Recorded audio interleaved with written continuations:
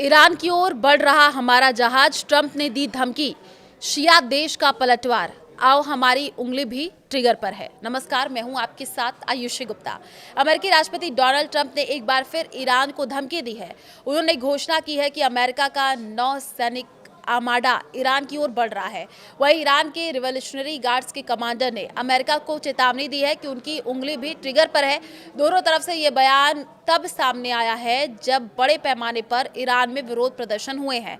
Trump ने जोर देते हुए कहा कि वो नहीं चाहते कि बल प्रयोग करना पड़े, लेकिन ये तैनाती ईरान पर दबाव बनाए रखने के लिए है, क्योंकि देश के अंदर की घटनाएं अंतर्राष्ट्रीय स्तर पर ध्यान आकर्षित कर रही हैं। ट्रंप ने पत्रकारों से कहा कि हमारे पास एक विशाल सैन्य बेड़ा है जो ईरान की ओर बढ़ रहा है। देखते हैं आगे क्या होता है। हम उन पर बहुत करीब से नजर रख रहे हैं। एक अन्य मौके पर उन्होंने कहा, हमारे पास एक आर्माडा है जो उस दिशा में जा रहा है और शायद हमें इसका इस्तेमाल न करना पड़े।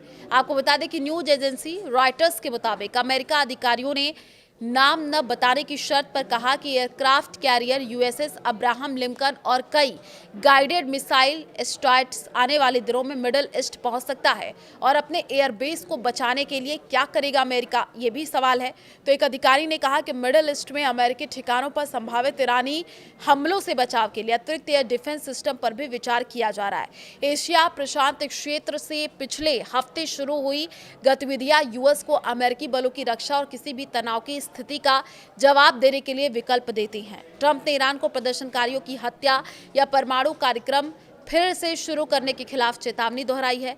उन्होंने कहा कि अगर ईरान ने अमेरिकी हमलों के बाद अपने परमाणु क्षमता को फिर से बनाने की कोशिश की तो अमेरिकी कार्रवाई करेगा। उन्होंने कहा कि अगर वे फिर से ऐसा करने की कोशिश करते हैं तो हम वहां भी उतनी ही आसानी से हमला करेंगे। ट्रंप ने यह भी दावा किया कि अमेरिकी धमकियों के चलते ईरान ने प्रदर्शनकारियों की फांसी रोक दी। उन्होंने कहा कि अधिकारियों ने करीब 840 फांसी रद्द कर दी। रॉयटर्स के मुताबिक ट्रंप ने कहा, मैंने कहा अगर आप उन लोगों को फांसी देंगे तो आपको पहले से भी ज्यादा जोरदार झटका लगेगा।